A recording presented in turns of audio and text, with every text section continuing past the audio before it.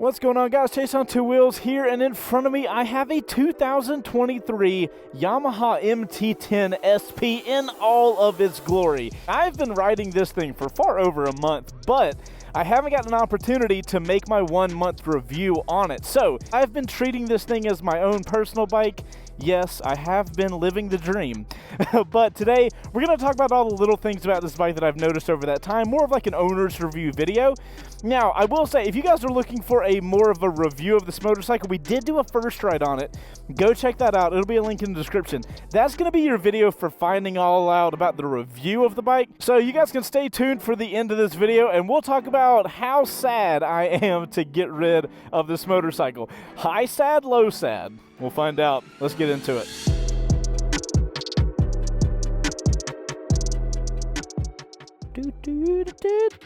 Going on a ride on an MT-10. Also, can we get claps in the chat for Georgia's weather right now? All of our humidity is gone. It's middle of August, and it's like 83 out today. How glorious is this? It's all because of the MT-10 SP. I have no doubt. First off, when you're talking about an MT-10, it is a disservice to the motorcycle to not turn it on and rev it.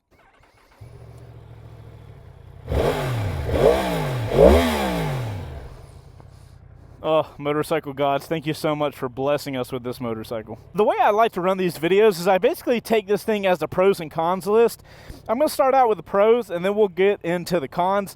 First pro that I can't really talk about while I'm on the motorcycle are the looks. Originally, I was like, you know, this bike is a good bit more expensive than the regular MT-10. We'll talk about that here in a minute. I have actually enjoyed these colors so much while I've had this motorcycle that I've decided the bike that we're rebuilding, the R6 that we're rebuilding, we're going to base it on this color scheme. So if you guys don't know, we have the show WBR Garage where we build motorcycles, turn them into dream bikes, and give them away. We're currently building an R6, and it should look very similar to this. If you guys want to win that bike, we do actually give the bike away. I'll have a link for you for wbrgarage.com. It's our website. We can tabulate the entries for winning it, and you can win an R6. So check it out. But this color scheme, I'm kind of in love with now. I love the contrast of this aluminum color with the gray, the blue. I think it looks fantastic, especially when you get the blue wheels in there. And the gold Öhlins, which are electronic. We're going to talk about those as well. I love the looks. They've really grown on me far more than I expected them to. When I first got this bike, I was like, oh yeah, looks are okay, but nothing crazy. Now I guess I think they're crazy. I don't know.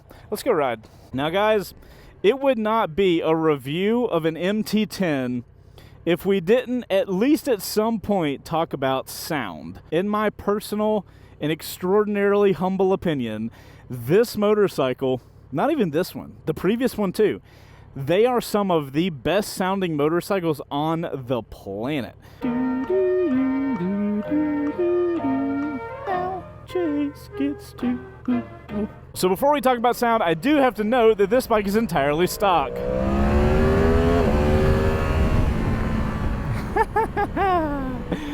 If you guys are not aware, the MT-10 for a while now is being powered by Yamaha's CP4. It is their cross-plane engine. It's the same engine or similar engine that's been in the R1, and it sounds absolutely incredible. It has this very muscly, like a muscle car sound to it, and that's stock. Now, one of the new things that this year model introduced to the MT-10 is these little grills here, which are actually sound amplifiers, which is kind of hilarious that Yamaha makes sound equipment and they put sound amplifiers on their motorcycle that already sounded good. Now, that's funny and all, and you wouldn't think those amplifiers do a big thing or make a lot of a difference, but you would be so wrong. This bike gives such an awesome noise to the rider. When I'm riding like this, like kind of chill, the sound amplifiers aren't really doing a lot. And to be fair, the exhaust is not doing a lot. It doesn't sound crazy right now. But when you honk on this bike, it's almost like the amplifiers turn on and just belt this guttural engine noise at you as the rider, which, as someone who already loves the way the bike sounds, I drool over the sound of this bike. It gets me so excited as a rider. I love riding this bike for the sole purposes of I know it's going to sound good, and I absolutely love it. I will say that's on the base model as well. You guys hear when I get into a certain rev range, which the bike is tuned for, and the literal tach turns green when you're in that zone.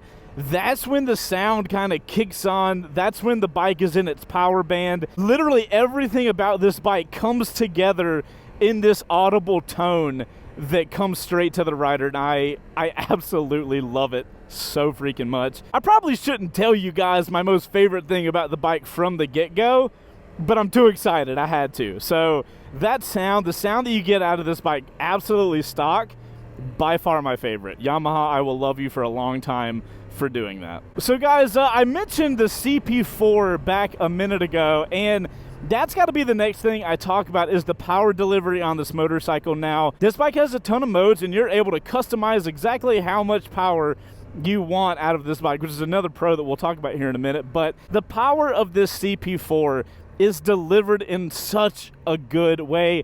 I have found myself keeping the bike in B mode, which is in power level 2, so it's not even full power, but I do feel like power level 2 makes it so freaking controllable.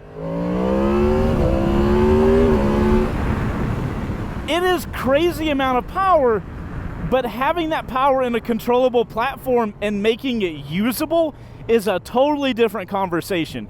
You can have unlimited power, but if it's not delivered to you in a controllable way, you might as well not have it. I feel like Yamaha on the MT-10, in both this bike and the regular model, in Power Mode 2, is this glorious position where you can actually have an incredible amount of power and control it thanks to all the rider aids. Everything has to work in conjunction with one another, and I feel like Yamaha has really hit a very incredible sweet spot with this motorcycle, at least for me. And keep this in mind, guys, this is coming from someone who owns a 2019 MT-10, so I am used to that power delivery. As I accidentally wheelie the bike, right? I'm very used to the power delivery on this and like when the torque comes on. If you're not used to that, I do feel like you might get on this motorcycle and be like, Jesus Christ, that's a lot of power. Especially if you get into Power Mode 1, which is full untapped, and I feel personally like it gets a little twitchy then. Even though in Power Mode 2, even though it has less power, it's more controllable to me, which is that sweet spot. I can actually ride this bike faster in Mode 2 than I can Mode 1, which is really interesting. Anyway, I love the way the power is delivered. The bike is just propels through the air so easily. I love it so freaking much. And you know what's great to pair with power? Flickability. Since that last road, we were stuck behind some traffic, we didn't really get to talk about how flicky this bike is, because that's one of the things that drew me to the MT-10 from the very first MT-10 I ever rode. A lot of you guys might know, or you might not know, the MT-10 as a bike in general is kind of short and stubby. It's not a very long wheelbase bike. But one of the pros that does is having a shorter wheelbase on a motorcycle makes it more flicky, and the MT-10 has always had that characteristic. And I think there's something about how flicky the MT-10's always been with the power delivery, and that combination is what I personally fell in love with, and why I currently own a 2019 MT-10. This bike takes all of that and goes even farther, even beyond. I've got a handlebar set up so it's flat and my hands are relatively wide, you know, as compared to something like a Super Sport with clip-ons. I've got this really punchy power, and because of that short wheelbase, the bike is just incredibly happy. My foot is now stuck on something, and it's absolutely terrifying, and I cannot get to the shifter. Oh my God. I literally can't move my foot. This is now terrible. This has never happened to me before. Okay. So where I'm at right now, I cannot shift.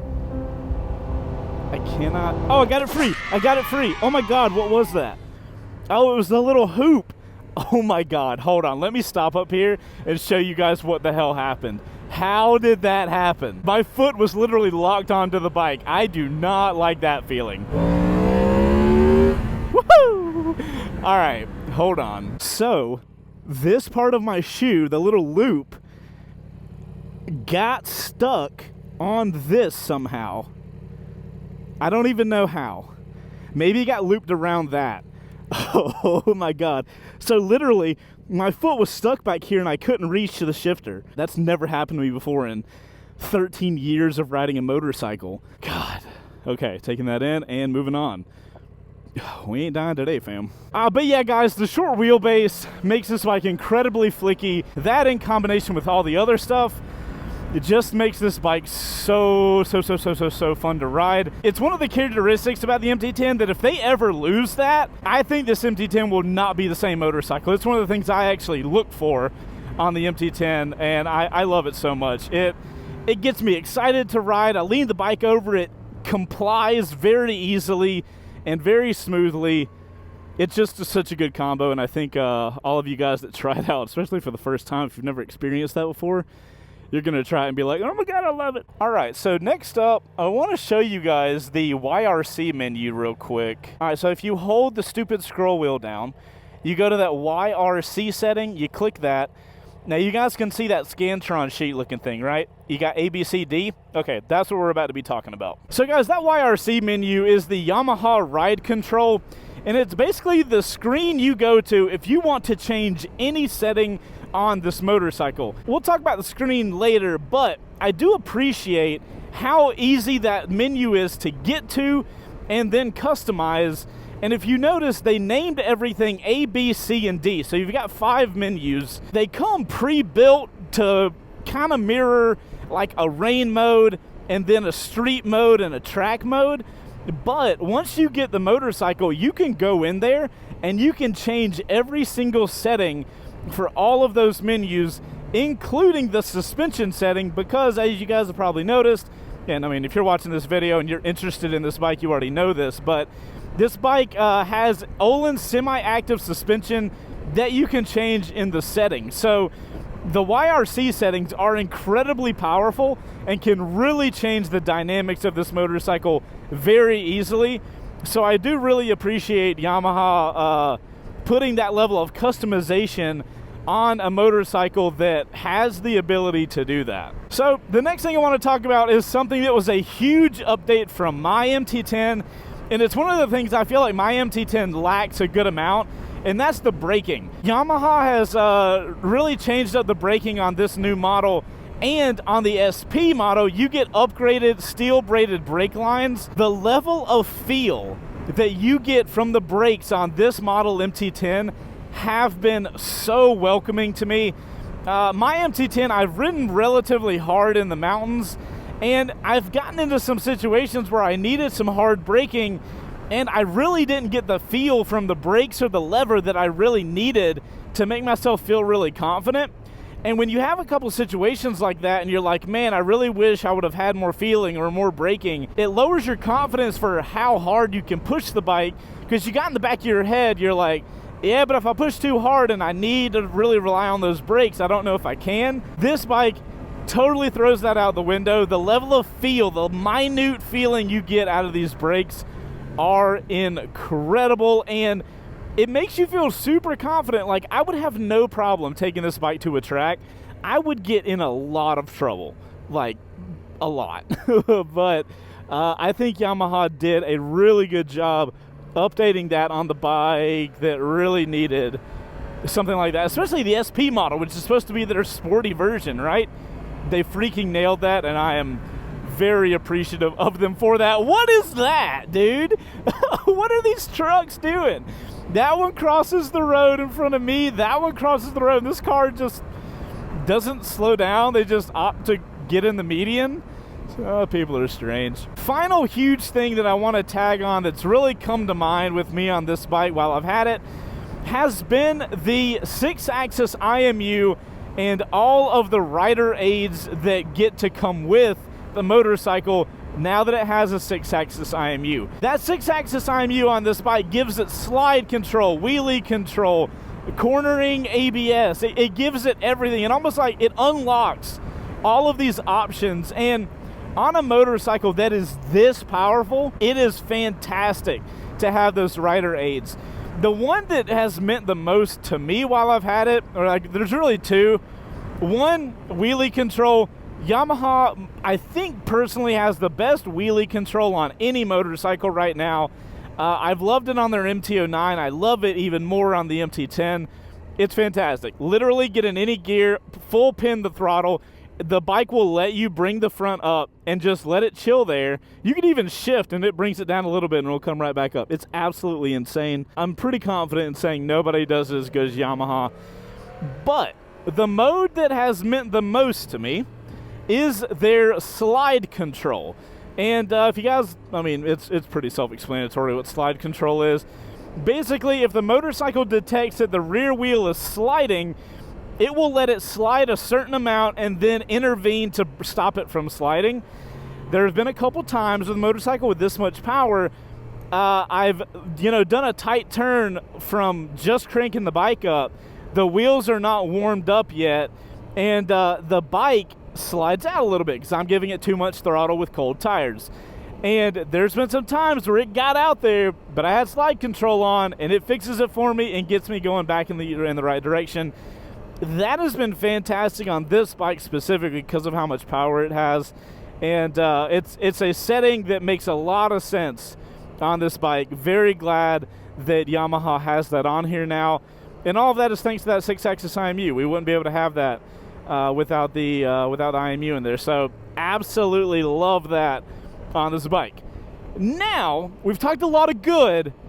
Let's go to some things that I'm not a huge fan of with the MT-10 SP. A lot of you guys are going to know this already, especially if you're fans of the channel, but I'll go ahead and tell you, the SP still has the scroll wheel.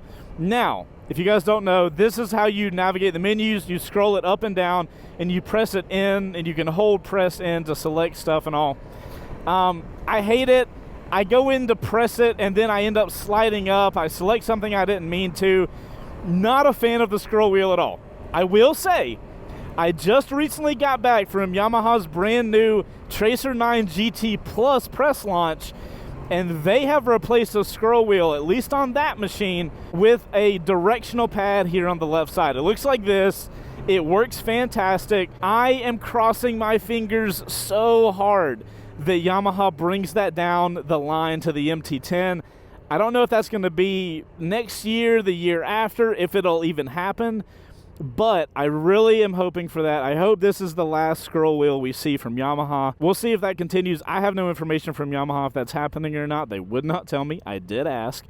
But we'll have to see. We'll have to see how far the scroll wheel's life continues. The next one is an issue that I can't stand, and it's been on MT-10s their entire life. And I'll explain to you why it's there, but it doesn't mean I don't like it less or more. One of the things I cannot stand on the MT-10, and to be fair, that I think this on my own MT-10, the steering stem lock. So what I mean by that is how far the steering goes. That is as far as it goes, and then that is as far as it goes, right?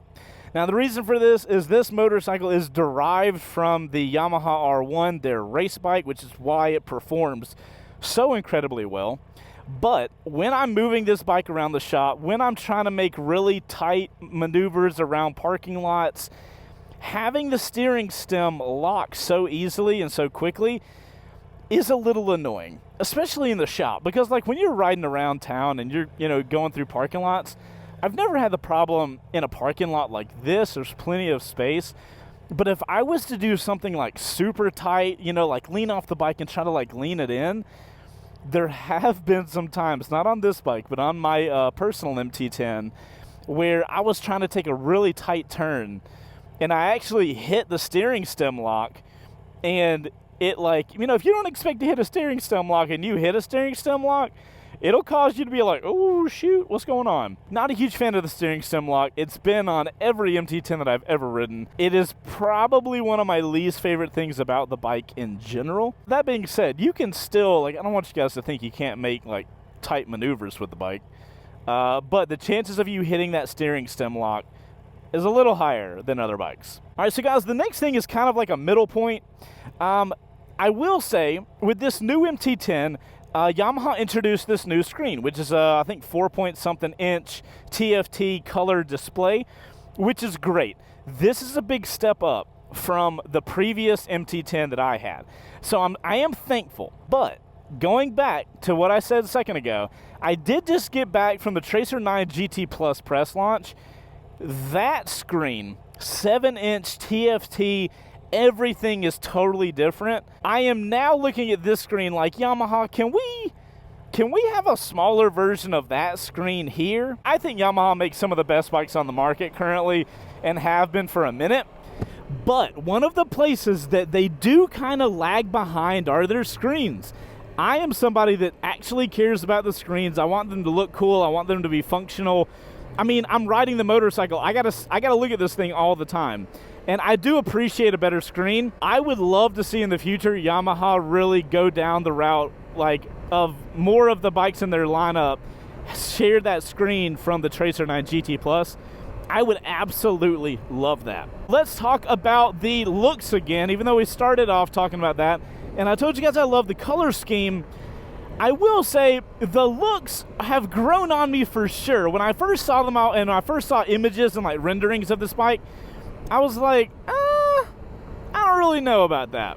Well, I can say they've grown on me, but having had this bike for, I don't know, 6 months or something almost. I have this in the shop next to my 2019 MT10. I gotta say, I think I prefer my stock 2019 MT10 over this. Something about the angular headlights I really do enjoy. I think my bike looks like a Decepticon, and I'm all for Transformers. So I'm kind of here for the old look. I don't think this is bad, and I'm fine with them going in this direction, but if we were comparing it, I would say it's technically a negative because I prefer the older model. What we got over here? Hell yeah, R7. All right, my friends. Next up is more of a, I'll call it a semi-con. The range on this bike is better, but not great. I'll put it that way. So you guys probably know, and if you ride an older MT10, you definitely know, the range on the MT10 has never been spectacular. Now, I think that's a combination of, one, it's a very fun motor to ride around, which makes you ride it faster. It's a motor that's really fun to ride, which incentivizes you to ride a little quick, which typically gives you less range. But the MT-10 SP and the brand new MT-10 did boast a range extension. I believe it's 20% more efficient, which is cool. We got more range. But the range was so bad on the previous MT-10 that we made an entire video testing the range because it's a thing. The range is definitely better on this bike, but I still wish I could get a little more. I don't know if that's a slightly bigger fuel tank or what. And there's another thing about the range that is slightly annoying that has been on the MT-10 for a little while and still exists on this one. If you guys look at the dash, you see the blue line on the right side? That's the fuel indicator. Do you notice that the blue line goes from full to half, and there's nothing in between? My MT-10 does the same thing, which it doesn't really make a lot of sense because I need to know as I'm moving down through my fuel where I'm at. It doesn't do me a ton of good to know that, hey, I'm full, and I could literally leave a gas station, or I could pass a gas station at full tank, and then 2 seconds later, my fuel drops to half. I just hate going from, oh sweet, I got a full tank, I don't need gas for a while, and then 2 seconds later being like, oh, I'm at half a tank, I should probably start thinking about gas. That's a little annoying.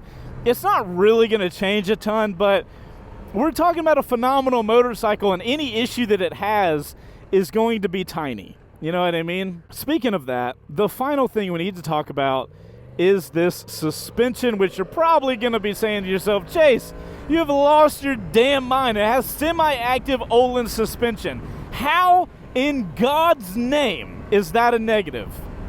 Well, $3,000 over the base MT-10 gets you this semi-active Öhlins suspension. It gets you steel braided lines, and it gets you the look of this MT-10 SP.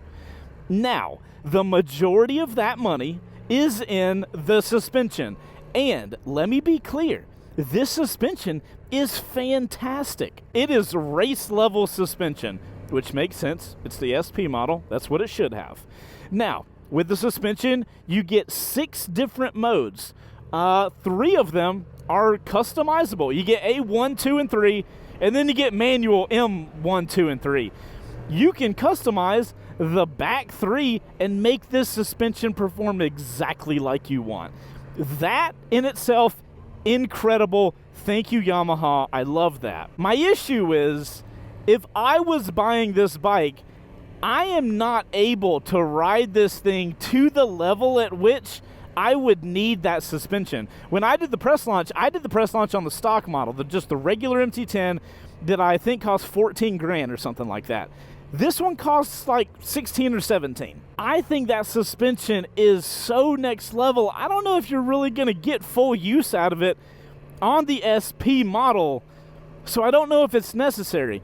On a different style bike, maybe. Is it a negative? Yeah, because it makes it so much more expensive, but at the end of the day, the suspension's amazing. I'm gonna have to sadly turn it off. Now guys, I wanna be super clear again. I love this motorcycle. I think it's one of the best performing motorcycles for somebody like me that wants to be comfortable, ride every day, and have this level of precision that is fantastic. This bike literally does everything you ask it to at an incredible level, like at a professional, incredible level. Now, if you're looking at this motorcycle, you have decided you want an MT-10, and you don't know if you want the base model or if you want this updated MT-10 SP.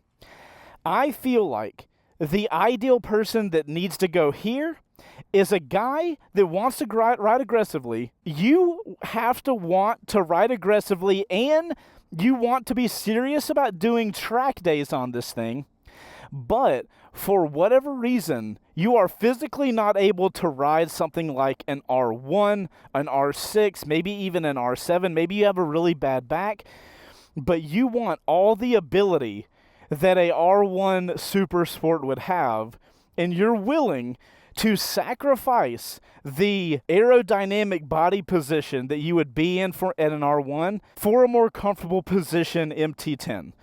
I don't think this would be absolutely incredible at a track, because the speeds this thing would be able to get up to, it is going to be really hard to fight the wind, because there's not a lot of protection up here. You can get a bigger windscreen and do the track, I guess, but I feel like you've got to be really down for the aggressive riding. You want to do track days, you're very serious about that, or you're going to buy an MT-10 and you've got enough money, and 17 grand for a bike is nothing. So you go up to this model because you got the cash and you want the best thing.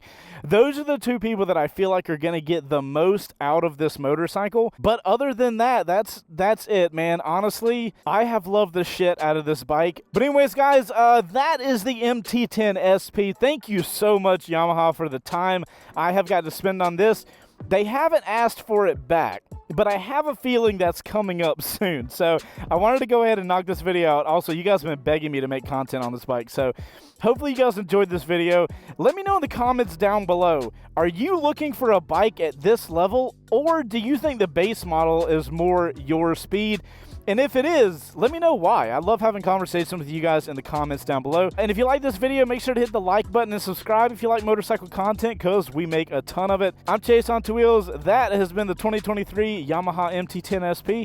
You guys ride safe out there, and I'll see you on the next one.